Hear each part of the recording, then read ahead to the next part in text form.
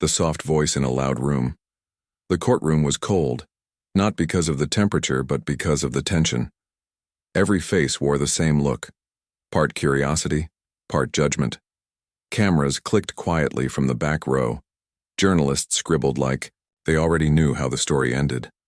At the center of it all stood a man who didn't belong in this room, not really. Sundar Pichai adjusted his simple gray blazer and looked up at the judge with calm eyes. He didn't blink. "Mr. Pichai," the judge said, suppressing a smirk, "you're not a lawyer. What makes you think you can defend yourself in federal court?" A few people laughed. It was quiet laughter, the kind that cuts more than it entertains. They expected a man of charts and product launches, not of arguments and objections. Sundar gave a small nod, almost like a bow. "I believe truth does not need credentials," he said softly. The room chuckled again, louder this time. Someone whispered, "He's gonna get crushed." But Sundar didn't flinch. Not because he had all the answers, but because he had something better, a reason. This wasn't just any lawsuit. A powerful tech conglomerate had accused him of intellectual theft, claiming he had stolen a key algorithm when he was still a young engineer, before he became the CEO of one of the world's most influential companies. The irony was cruel. The very thing that had built his career was now being used to destroy it. Even worse, some of the old friends who once believed in him were now on the other side of the courtroom. But Sundar wasn't fighting just to clear his name. He was fighting for his father, who had worked night shifts to buy him his first computer, for his mother who had told him that humility could break walls, and for every young person watching who had ever been told they weren't enough. He looked across the room at the lead attorney, tall, polished, a Harvard graduate with a jawline that could slice glass. His name was Charles Weston, and he was as ruthless as they came. Sundar had watched him tear down witnesses like a lion playing with its prey. But Sundar wasn't here to fight like a lion. He was here to think like a human. The judge cleared her throat. "Mr. Weston, your opening statement?" Charles walked to the front, flashing the jury a smile he had probably practiced in the mirror. "Ladies and gentlemen, what you're about to hear is a story of stolen genius. A betrayal hidden behind a kind face. We will show you emails, notes, timelines. Proof that Sundar Pichai didn't create the algorithm that changed the internet. He took it, and then he ran with it." He looked over at Sundar and let the silence drag. "And now," he added, "he wants to pretend that the truth doesn't matter." Gasps fluttered through the courtroom like butterflies on fire. Sundar just closed his eyes for a second, not in defeat but in deep breath. Then it was his turn. He walked to the front slower than expected. No theatrics, no ego. "I don't know how to give a perfect speech," he said, "but I know how to tell the truth." The room quieted.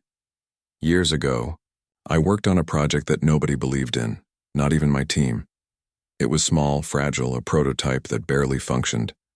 The code wasn't perfect, the math was shaky, but the idea was clear. It was about helping people find things without knowing what they were looking for. Not just search.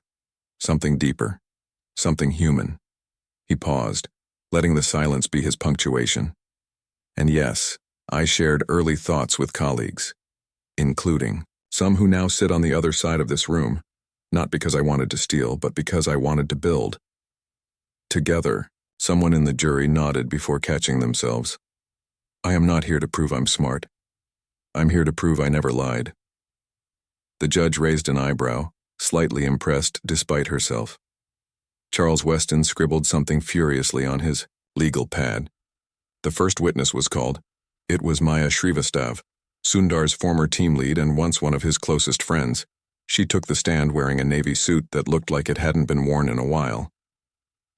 "Do you believe Sundar stole the algorithm?" Charles asked her. Maya hesitated. Her lips moved like she was about to say no, but instead she said, "I believe the idea may not have been his alone." It was the perfect answer for the prosecution. Vague but damaging. Sundar stood to cross-examine her.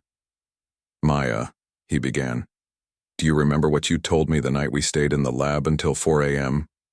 "Which night?" she asked, deflecting. The one where we realized the algorithm could learn from incomplete data sets. She hesitated. Vaguely. You said, "It's your obsession, Sundar. I've never seen someone chase a puzzle like this." "Remember?" Maya looked down. "You helped shape it," he continued. "But you also said I was the only one who believed it. Could actually work." Maya's eyes misted over just slightly. "I haven't forgotten," she whispered.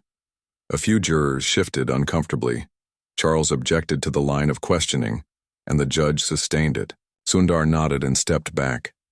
The tension in the courtroom was electric now. Not because of what was proven, but because of what was felt. A story was forming, not of theft, but of blurred lines, broken friendships, and the messy truth behind innovation. When the session ended for the day, reporters swarmed the hallway. Microphones came flying like birds looking for a fight. "Sundar, do you have a real defense or just a story?" one shouted. "I think stories are how we understand truth," he replied. As he left the building, the sky was gray, hanging low like a ceiling of doubt. But Sundar walked forward anyway, because some storms don't need to be avoided. They need to be walked through. That night, alone in his apartment, Sundar stared at a photograph. It was an old one. Him and Maya, both laughing, covered in whiteboard marker, celebrating the night they cracked the first version of the algorithm. "They won't believe it," he said aloud, not expecting anyone to answer. But his phone buzzed, a single message. "I need to talk. Not as a witness, as a friend. Maya." He stared at the screen. The war had begun, but not all battles are fought in court. Some are fought in memory and some are won in the silence after someone finally tells the truth. The weight of a whisper. The message blinked on Sundar's phone like a quiet lighthouse. "I need to talk, not as a witness, as a friend." He read it again, as if repetition could explain its meaning. The courtroom had taken its toll, but this text stirred something deeper, something buried beneath years of silence and unspoken wounds. Maya had once been a constant voice in his life. Now she was a question mark. He didn't reply right away. Instead, he made tea, not because he needed it, but because the routine gave his hands something to do while his mind unraveled. What did she want? Was it a trap? Or was it something else? They met the next morning at a small cafe tucked between two forgettable office buildings, a place they used to visit before they were anyone important. Maya was already seated, her eyes hidden behind dark glasses, her hands wrapped around a mug like it might protect her from whatever was about to happen. "You look tired," she said, breaking the ice that neither of them wanted to touch. "So do you," Sundar replied, sitting down slowly. Silence lingered. People nearby chatted about traffic and weather, oblivious to the weight of what was unfolding just a few feet away. "I didn't come to apologize," she began. Her voice was firmer than he remembered. "I came to explain. I'm listening. You're not the only one who lost something," she said, her eyes now locking with his. "I was pushed out of our project, sidelined. Then the company took credit for my work. Your name was the only one they kept on the papers." He blinked. Not out of disbelief, but realization. "I didn't know," he said. "You were climbing so fast," she said. "I don't think you saw what was falling behind you." The words hit harder than any legal argument. Guilt isn't always loud. Sometimes it's a whisper that sounds like truth. "You think I betrayed you?" she continued, softer now. "But I was trying to protect what little of my name they hadn't erased. I didn't lie on the stand. I just didn't tell the whole story. So tell it now." And she did. For nearly an hour, she unspooled the tangled yarn of corporate politics, suppressed credit, reshuffled teams, how the algorithm's early test data was leaked internally and dissected by another division, how a senior executive buried her contributions in exchange for a promotion, how Sundar, without realizing it, had become the lone visible face of something born in a shared room with shared ideas. "I don't want revenge," she said finally. "I just want the truth out there. All of it." He nodded, the weight settling over his shoulders like a thick winter coat. "Then help me, not just with memories, with proof." Maya pulled out an old USB drive. The plastic chipped, the label faded. This is our original notebook, the digital one, version 0. It has your code and mine side by side. Sundar stared at it like it was a time machine. Why didn't you show this in court? Because I was afraid of what it would mean. For both of us. Outside, the wind picked up, and a street sign clanged against its post like a quiet bell. Something was shifting. The next day in court, the energy felt different. Sundar walked in, USB in pocket, and for the first time, didn't feel alone. Even the judge seemed more curious than condescending. "Mr. Pichai," she said, "do you have something new to present?" "Yes, Your Honor. It's not just evidence, it's a beginning." The jury leaned forward. Even Charles Weston looked up, confused. "This is the development log," Sundar continued. "From the earliest days of the algorithm. It's not polished, it's raw. But it shows how ideas were born, shared, argued, tested. It shows that innovation isn't a lightning strike, it's a conversation." He plugged the drive into the projector. Screens lit up around the courtroom, displaying lines of messy code, comments in the margins, sketches that looked more like art than science. 2 names kept appearing. Sundar. Try linear regression here? Maya. Maybe, but what if we wait by trust signals instead? The jury read each one like it was poetry. "Your Honor," Charles said, rising with a forced calm. "This was never submitted, as discovery." "Because nobody asked," Sundar replied. "You came looking for a thief. You didn't ask if a team built this together." The judge paused, glancing at the jury, who were no longer just observers. They were witnesses now. "We'll take a recess to review this material," she announced, and the gavel hit like thunder. Outside the courtroom, Charles caught up to Sundar. "You think this changes everything?" he asked. "I think it shows I never pretended to be a genius. Just someone who listened." Charles smirked. "You might be smarter than I thought, or just more honest than you expected." As the jury reviewed the logs and the legal team scrambled to shift their strategies, Sundar stepped outside. The sky was still gray, but there was a sliver of light breaking through. He dialed a number he hadn't in years. A familiar voice answered. "Amma," he said, the word catching in his throat. "You sound tired, Kana." "I'm okay. I just needed to hear your voice. Remember what I told you before your first interview?" "Yes," he smiled. "Be kind, even when they aren't." "Good," she said, "because the world forgets success, but it remembers kindness." He hung up with wet eyes and a dry smile. Just then, a notification buzzed on his phone. Jury decision may come early. Prosecution requesting deal. His breath caught. The fight wasn't over, but something had definitely changed. The cost of almost winning. The message came before dawn.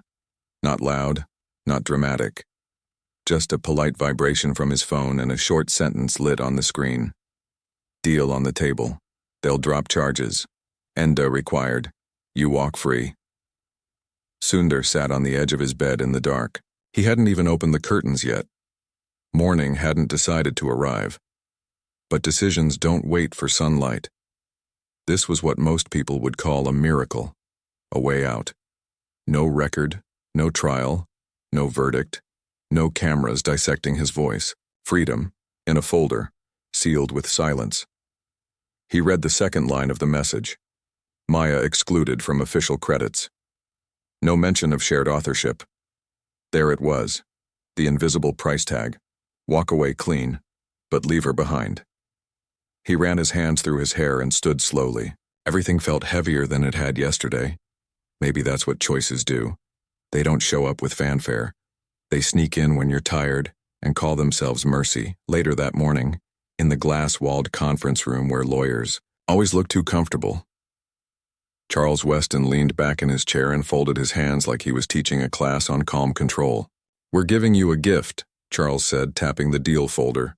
"But we need clarity in the story. One inventor, one legacy. Anything else, and the press runs wild. Chaos isn't good for either of us." Sundar said nothing. He simply stared at the folder. It looked so small for something that could erase so much. "You'd be free," Charles added. "Your name clean, your position safe." Google breathes again. "The jury doesn't need to see the ending. We handle it like professionals." "And Maya?" Sundar asked. Charles tilted his head. "She won't be harmed, but her name won't be included in the public narrative. It's not personal. It's practical." "You mean invisible?" Sundar said quietly. "That's the cost of peace," Charles said. "But peace is still peace." That night, Sundar didn't go home. He went walking, just walking, through neighborhoods he didn't recognize, past restaurants he couldn't afford back when he was just another student with big ideas and thin shoes. He passed a bookstore, with lights still on, and saw something strange, his own face on a magazine in the window. It said something like, "The Man Who Taught Machines to Think." And for a second he felt hollow, because it wasn't true, because he hadn't taught machines to think. He had taught them to listen, but the world preferred headlines that sounded like glory instead of grace. He thought of Maya, thought of that first night they stayed up until sunrise arguing about data ethics and human bias in algorithms. She had challenged him, not with anger, but with curiosity. She never wanted credit. She wanted fairness. A seat at the table. Even if the table was folding and crooked and filled with noise, he knew what signing the deal meant. He also knew what saying no could cost. The next day in court, everything felt out of sync. The lights were too bright, the air too dry. Even the judge looked slightly impatient, like she already knew the trial was dying in its final act. "Mr. Pichai," she said, "we understand a settlement may be in motion." Sundar stood. His voice had never been the loudest in any room, but now it felt like the only thing keeping the air steady. "Yes, Your Honor." A deal was offered. I reviewed it. A beat of silence. The jury leaned forward. Charles looked confident, already reaching for his notes. "And?" the judge asked. I rejected it. The room froze. Even the stenographer stopped typing for a second, forgetting her fingers had a job. "Why?" the judge asked, brows rising. "Because the truth doesn't need a deal," Sundar said. "It needs light and honesty, and sometimes it needs to be uncomfortable." He took a breath. This case was never just about who invented what. It's about who we silence when the story gets inconvenient. And I refuse to be silent just to be safe. Charles stood immediately, objecting. "Your Honor, this is a breach of negotiation confidentiality." "Sit down, Mr. Weston," the judge said sharply without even looking at him. Sundar continued. "I'd rather lose with the truth than win with a lie." The courtroom was no longer cold. The jury looked stunned. Some nodded. A woman in the second row wiped a tear before she even understood why. The judge, composed as always, simply said, "Very well. The trial continues."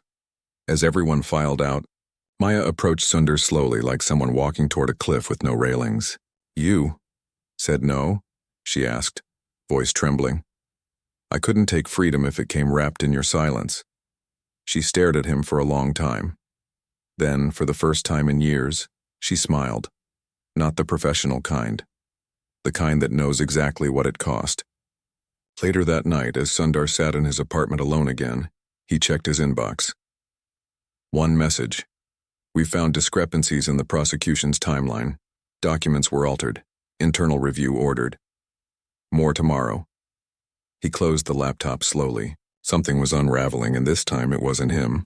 The silence beneath the signature, Sundar barely slept. Not because of fear, but because his thoughts no longer moved in straight lines. They looped, circled, returned to strange corners of memory. The message about discrepancies in the prosecution's timeline had cracked something open. Something smelled wrong, not legally wrong, but ethically rotten. And in the world he came from, where ideas were supposed to matter more than names, that kind of rot was worse than failure. He arrived at court early before the guards had even finished their coffee. He sat on the stone steps out front, watching the sun rise like it was struggling to decide whether it really wanted to show up today. He knew the feeling. Inside, the energy was different. The prosecution team looked tense. No more joking, no more swagger. Even Charles Weston seemed slightly smaller, like a balloon that had lost just enough air to lose shape but not yet fall. The judge came in briskly. No greetings. No smile. Court is now in session. Mr. Pichai, please be seated. Mr. Weston, before we proceed, I've received a report from independent forensic analysts reviewing your evidence. It seems several timestamps on key documents have been modified. A collective intake of breath echoed like a distant gasp of wind. Charles rose. He tried to look composed, but the air around him betrayed something else. His collar seemed tighter. His voice, when it came, was slower than usual. Your Honor, any inconsistencies were unintentional and the result of standard digital migration procedures. Yet curiously, the judge said, her voice a scalpel now, all of those migrated files specifically weaken the defendant's timeline, don't they? Charles swallowed. Then Sundar stood. Not because it was his turn, but because this moment wasn't about procedure. It was about pattern recognition. Your Honor, he said, if I may, I'd like to submit a second drive. Not code, not designs, emails. The courtroom stirred. These messages were between myself, Maya Srivastav, and... He paused for effect. Former senior executive at Quantum Works, the firm that now supports the plaintiff's case. He handed the drive to the clerk. You'll find conversations about the early days of the project, agreements to collaborate, requests for secrecy, and a very specific instruction to delay patent filing under my name. Charles shot up. Your Honor, we object to this evidence being introduced at this stage. You didn't object to planting it in the shadows. The judge snapped before returning to Sundar. Continue. I believe this shows the real reason behind the lawsuit. It wasn't about theft. It was about control. The algorithm became valuable once it proved itself, but by then it was tied to my name, so they came after me. Not to expose truth, but to rewrite it. It was quiet, uncomfortably quiet. Charles looked down at the table, jaw flexing. No interruptions now, no objections. Then came something unexpected. Young woman from the prosecution's team, a junior associate, maybe an intern, stood up and walked to the judge's bench. Your Honor, she said, hands trembling, I have something to add. Everyone turned. Even Sundar. The judge nodded. Name? Julia Huang, legal support staff. I was assigned to review case materials, mostly metadata and archives. And I noticed the timeline inconsistencies days ago, she said. I flagged them internally, but I was told not to raise concerns. I was told Weston knows what he's doing. The room exhaled like it had been holding its breath for 10 years. The judge leaned back slowly. We're taking a recess, effective immediately. Court will reconvene after internal review and a full evidence audit. The gavel slammed, and just like that, the courtroom became something else entirely. Not a theater, not a machine, a battlefield, with no bullets, but plenty of wounds. Outside, Sundar found Maya waiting on the bench beneath a sycamore tree, eyes half closed, face tilted toward the sky. You did it, she said. No, Sundar replied, sitting beside her. We just told the truth, it did the rest. She laughed softly. Truth doesn't always win. Sometimes it just survives. This time, he said. Maybe that's enough. They sat in silence for a long while. Two architects of something neither of them could fully own anymore, not because it wasn't theirs, but because it had grown into something else, an idea that no longer needed their names to matter. But peace doesn't always last long. That night, Sundar received another anonymous message. You opened a door, but you haven't seen what's behind it. Weston isn't the only one. Attached was a file, one word as the subject. Project Voice Print. He clicked it open, and what he saw changed everything he thought he knew. Not just about the case, but about the very company he helped build. The voice that was never his. The file wasn't long. It didn't need to be. It contained 2 documents, a fragment of code, and an audio clip labeled Test Subject 001, Voice Print Mimic Demo. Sundar hesitated before pressing play. Not because He was afraid of what he'd hear, but because deep down he already suspected it. The audio began with static, then a pause, then his voice, or what sounded like his voice. "Hello, this is Sundar. I'm authorizing the override sequence. Yes, I confirm." But he had never said those words, not in that order, not with that tone. He listened again. Same phrasing, same inflection, same rhythm. He sat perfectly still, the way someone does when their entire understanding of the past 5 years quietly shatters under their feet. The second document explained it in sparse corporate language. Project Voice Print. Internal experiment. AI-based replication of executive voice patterns for rapid response system tests. Classified as a containment fallback. Translation: if something went wrong, they could fake a voice, override systems, and make it look official. His voice. His identity. Used without consent, and worse, used in timelines directly tied to the lawsuit. He now understood what the lawsuit really was.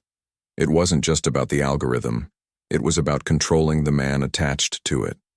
If they could prove he stole the idea, then everything they had used his voice for, every override, every ghost authorization, would be swept under a dirty rug, liability removed, history rewritten. He sat back in his chair, heart steady but cold. Betrayal had a strange shape. Sometimes it came as a legal brief, sometimes as a familiar voice saying words you never gave it permission to say. The next morning, in court, he didn't bring a lawyer. He brought the truth. As the session resumed, the judge's face already showed signs of fatigue from the mounting revelations. Charles Weston wasn't in his usual seat. Instead, a gray-haired man in a darker suit stood in his place. Corporate counsel. Damage control had arrived. "Your Honor," Sundar said, walking slowly to the front of the courtroom. "I am submitting audio evidence that demonstrates my identity was used in internal decisions tied to the algorithm, without my awareness or permission." The file played. His voice echoed in the room. Familiar, calm, false. The jury didn't blink. They listened like people hearing a ghost. Then came the second blow. Attached is documentation proving the use of Project Voice Print, developed and implemented by Quantum Works in coordination with one of the companies I used to lead. He let the silence hang. This trial started with a question about whether I stole something.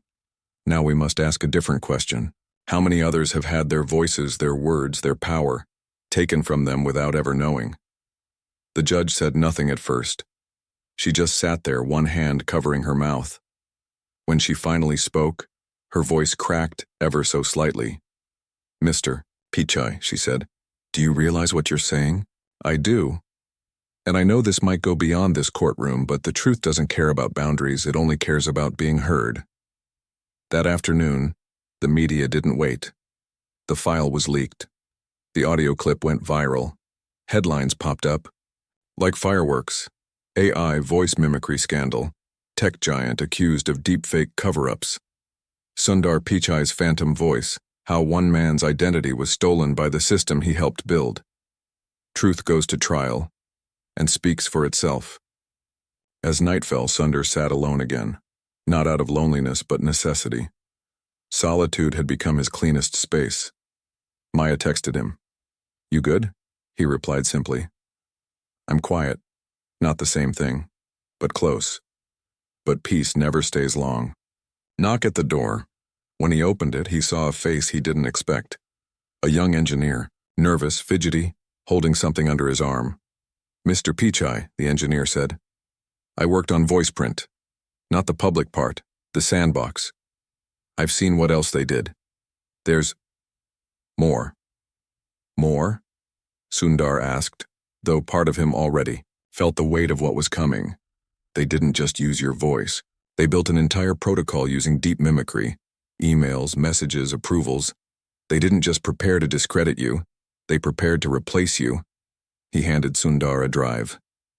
"This isn't about code anymore," the engineer whispered. "This is about identity. And who gets to decide what you said, what you did, who you are?"